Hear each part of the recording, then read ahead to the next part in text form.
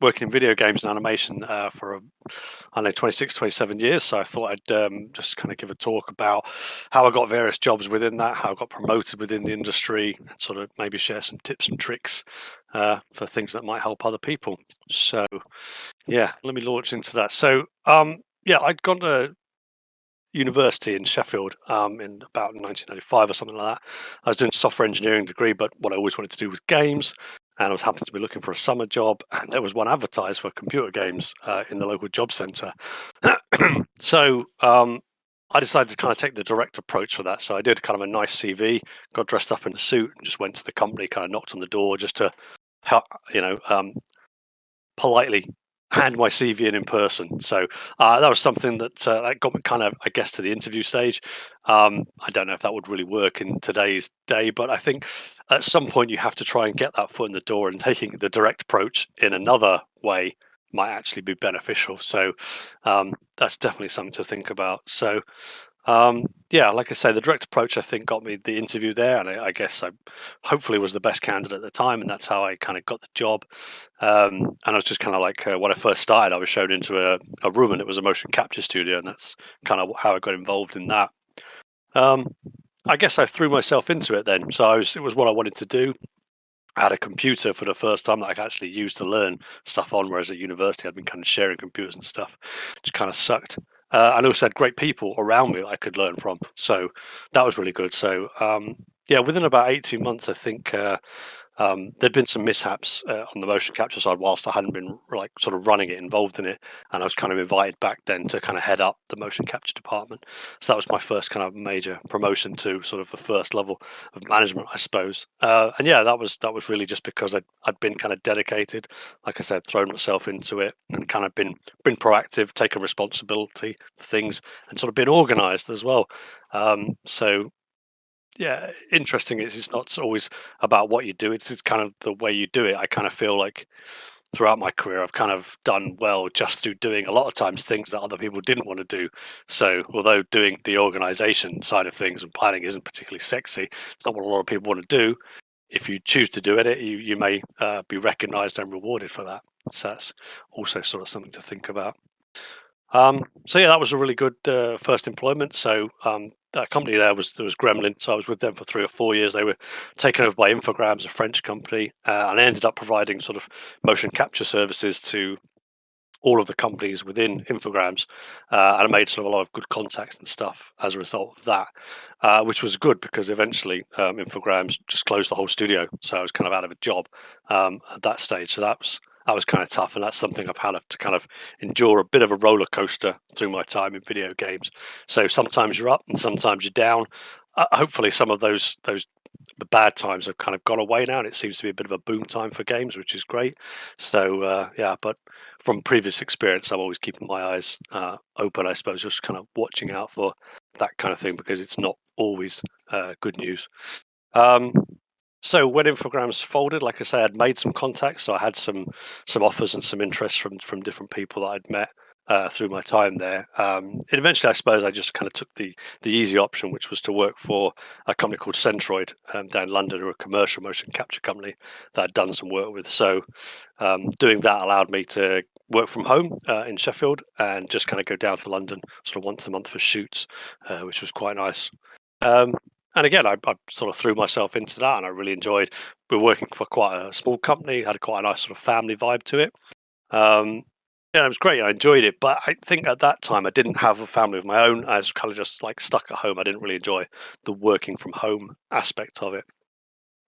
But I had kept in touch with some of my old colleagues from Gremlin Infogrames, and several of those had gone on to work at Eurocom in Derby, which was a video games company that was doing well at the time. So I kind of thought, well, that'd be nice. I'd quite like to join them and go get back into mainstream games. So I applied to Eurocom and was rejected, and then had to go through the process. You have to wait 6 months before you're allowed to apply again. I applied and was rejected again, and that's it's quite painful to be on the end of that, as many of you may have already experienced. But in the end, I think Eurocom they kind of they had an issue with some mocap stuff they were working on. They needed some help with it, and a colleague that I had worked with before just kind of put in a good word for me, and it made the first contact. And then after doing a mocap test, I was got offered a job then from Eurocom, and I went on to work for them for 9 years and head up their motion capture studio. So I think the takeaway for me from that was that although I'd been rejected twice, I then went on to work for nearly a decade for this company and be quite an important part of the team. It's not that I was unsuitable for the job, it's just that I wasn't what they were looking for right now. So if you are looking for jobs in the game industry and experiencing rejection, it's it may just be an issue of timing and just what the company happens to be looking for at that time. So it's important to kind of keep your chin up and be resilient during those times, as things do change and change quite quickly. Um, yeah, so like I say, I was working for a long time. At Eurocom, took on lots of responsibility. I was organised. I mean, I joined as just like a mocap fixer, and it was great to be just on part of the team. And after a while of doing that, again, opportunities opened up. And the company wanted to invest more in motion capture. I was a bit unsure really about going back into that because I kind of enjoyed working on a development team, being a bit closer to a game. But I didn't want to see the company make a mistake or see anyone else perhaps doing that job. So I kind of put myself forward for that, and again, I was promoted to sort of run their motion capture studio.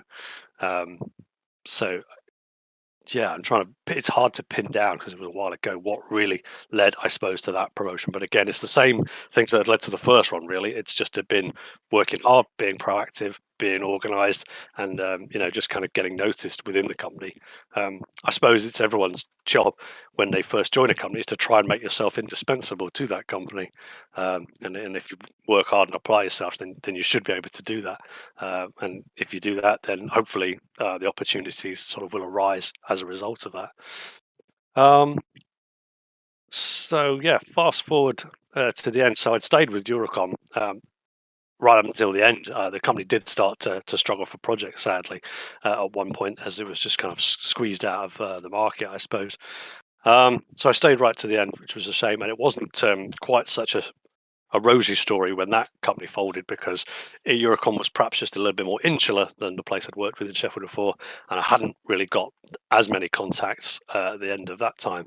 Um, so it had a limited number of offers, and everything at that stage would have required relocating either within this country or internationally, which at the time I had a young family, I didn't really feel like doing. So I ended up just taking something a bit more local, sort of in web design and development, which is not really my specialty, but it's something I'd kind of just like picked up along the way. And I guess you could say it was like my fallback for any time if things kind of went wrong in video games. I sort of always had that. So I did that for about 6 or 7 months, and it was a really great experience. Again, met some really nice people that I still keep in touch with now. Um, but after a while, I got a call from, I guess it was my old boss from Eurocom, who was now working at Dambuster Studios in Nottingham. They had a need for motion capture, and they wanted me to help with that. So yeah, I got a call there and got a job. So the pattern emerging here is that like the majority of jobs that I've got have been through sort of personal contacts or recommendations. So it was only really the first job that I had to take the direct approach for, and since then it's all been kind of like word of mouth and sort of recommendations and experience. So my advice on that one is just to do the right thing by people, to work hard, be nice to people, I suppose, and never burn your bridges. If you do find that you're moving a company, then try and do so on good terms, because you just never know whether you want to go back in the future or whether the people that you have worked with there are going to move on to different companies and then end up wanting to either work with you or hire in the future. So just maintaining those personal contacts and being professional at all times, I think, is really important. It's although it's games is a big business, it's actually a small industry in many ways, and everyone knows everyone else. So really important just to kind of keep those personal connections in good order, really. So yeah, I worked for Dan Busters for about 3 years or so. We had joined the project at quite a tough time, and there was a lot of pressure just to kind of get the project done and out the door. So it was a difficult few years, I would have said. But we went from taking something animation side, which was perhaps a weakness for the project, and turning it into a strength. Working with budget motion capture systems originally, and then moving on to working with sort of higher end abstract optical systems. So that was quite nice, and it was a really good team of animators that I was working with there. So that was quite fun as well. Um, and then it was about 6 or 7 years ago, I got a call from someone I'd used to work with again, who was now working at CIG, Cloud Imperium Games. And yeah, he was basically working on this game called Star Citizen, which is a really big, ambitious project. And he kind of just felt it, I guess, that he needed some help with that and help, particularly on the organisation side, which, as I described earlier, is something that I'd done a fair bit of throughout my career, just sort of being organised and again doing the things that other people didn't want to do really. So I was really nervous actually about joining the company, even though Dan Bust had been quite difficult. I knew the people there, and I, had invested a certain amount of time and energy into it, and didn't particularly want to leave. But I'm very glad that I did. It was when I joined CIG, it was a real breath of fresh air, and I've been there sort of 6.5 years. I actually joined as an animator and very quickly progressed to a senior animator, and then a lead animator, and then most recently a senior lead, which has been nice to have that sort of career progression while I've been there, and yeah, just lots of new challenges along the way, really. So that's kind of my story so far, I suppose, in the games industry. Like I say, it's been a bit of a roller coaster. It's been up and down. I've chosen to take a fairly slow, cautious approach. I think other people advise you to sort of move companies a bit more frequently. Um, that's I guess my choice that I didn't do that. I think there's times when I definitely stayed with companies too long, because if you stay until it closes, then you're looking for a job along with 200 other people. So that's pretty tough. But yeah, I also think I didn't want to be too mercenary where you're just kind of jumping around jobs every like 2 years or something like that.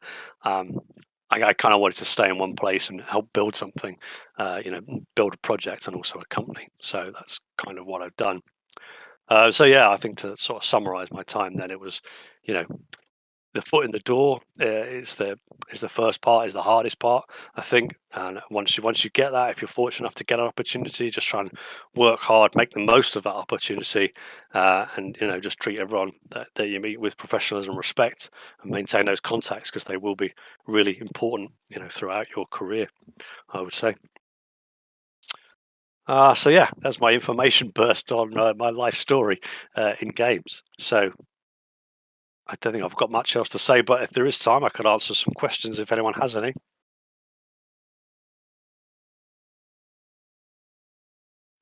Oh, crikey, that's a tough question to answer. I suppose I've got to say where I'm at now, right? In case anyone's listening. Um, I think every place I'd worked, I think had like advantages and disadvantages. I think the first company you work for is you're young and impressionable, and like going from like working being at university out of the industry, suddenly working on a team, that was like really special. I think also I really enjoyed my time at Eurocom. Like I say, when I first joined that, I was not so much on the motion capture side. I was actually embedded on a team as an animator, making a game, and that was like really enjoyable. I had a dev kit as well, which was great, so you could actually sort of play and test the game. And yeah, Centroid was good from like a smaller company, family's perspective. So the smaller a company you work at, the bigger impact you can have. Um, and yeah, working at CIG lately had been great. It'd been a real sort of fresh air after the difficulties of Dam Busters. It kind of helped me to sort of fall in love with games and game development again. So that's been quite a special experience as well, really.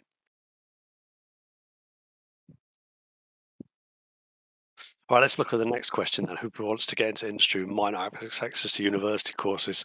Yeah, I suppose university is often seen as the traditional way, or certainly it's sold like that. But from my own experience, I did 1 year at university, and then I dropped out effectively to go and because I had a job in the industry. So yeah, for me, the non-university route actually worked out quite nicely. Um, but yeah, a lot of the times, what people are looking for isn't so much for degrees; it's for experience, or show reels.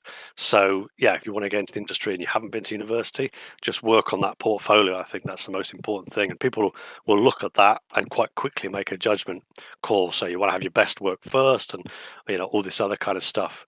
And yeah, if you can get some experience, perhaps working, let's say you do a games jam, or you work with a small group to like make an indie game or something like that. All of that experience, I think, is really valuable. So yeah, there are definitely other routes into the industry that don't necessarily involve the time and cost of going to university. So you should definitely sort of consider your alternatives and see what you think is worthwhile doing for yourself. Let's have a look at Jordan's next question then. Oh, crunch at Eurocom. Yeah, that's yeah. If I describe games development as being roller coaster, then like the crunch time has been like one of the downtimes. It's really difficult. Yes, it has a big impact, on yourself, and your family as well. It, the good news is it seems to have kind of gone away. It was like for a longest time, it was just accepted culture, part of the industry, and some companies really took advantage of that, didn't plan well, and just kind of expected their employees to work the hours to make it up. But since I've been at CIG, I did like a couple of weekends or Saturdays that I was asked quite politely for, and I got the time back in lieu, so I didn't really lose anything at all, and that was a few years ago. So the culture's definitely changed, and that's so much for the better. Um, Whilst I was at Eurocom, the crunch wasn't so bad for me because we were a service team, so we were working in motion capture, and that actually kind of lends itself quite well to getting through a volume of data quite quickly. So even if there was pressure, we were usually able to work through, let's say, all the animation tasks that we had to get us and then move the spotlight onto, let's say, the development teams who are actually trying to get the games done. So that was one sort of saving grace.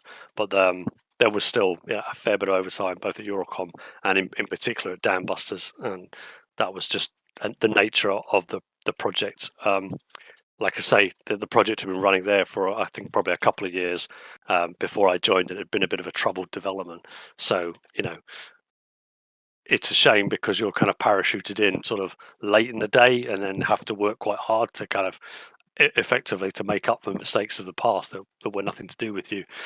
But by the same token, you're getting a job because there is a need there. And often you will find whenever you get a job, it's because things are in a bit of a state, and that's why you get the job. So although it's not nice to come into that situation, in a way it's what led to you like getting the job there. So it's kind of swings and roundabouts, I suppose. Looking at Lauren's latest question. I did only 1 year of uni. How did I learn? Do I have any recommendations for courses or learning resources? Well, when I first started, we didn't even have the internet, so I had to, buy books and learn from those, which was kind of expensive. And if you got stuck, there was nothing you could do there. So nowadays, you've got the internet; it's a wonderful resource, and I think there is, as well as university, there are other sort of short courses that people can offer. They cost some money, but the value that you get and the time that you have to invest in them may be worth it. That's a decision for each individual to make. But yeah, there are things like I suppose the animation mentor course if you're interested in pure animation. You usually, if you work through that, you'll get quite a nice show reel, and you'll have a couple of nice referees to put on your CV. People who can, you've worked with at big companies. So I think that always looks quite nice. And in terms of a degree education for the cost and the benefit to the individual, I think it compares quite nicely. So, yes, there are other places to learn, and use the internet, find those things out, and see what you can do with them. I think really,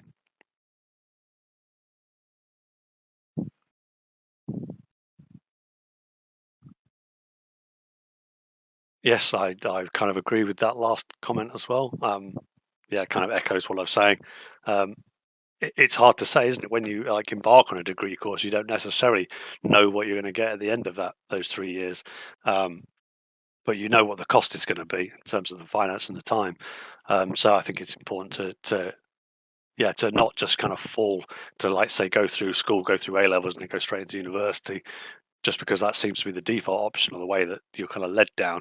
It's to kind of make an informed choice, look at, like I say, the time and money of every course available and decide whether it's worth it. And yeah, there are other ways that you could just choose to be self-taught completely and not even do a course. You'll get to learn exactly what you want to learn. And if you can get a portfolio out of it, then great. But you really need to have the self-discipline sort of to be able to pursue that and to keep yourself motivated without sort of a structure around you to kind of drive that. What advice would I give to improve a portfolio while working on a team project? It was a tricky one doing the portfolio work because a lot of times what you'll be working on would be, if you're working in the industry, would be like subject to NDAs and secrecy and things like that.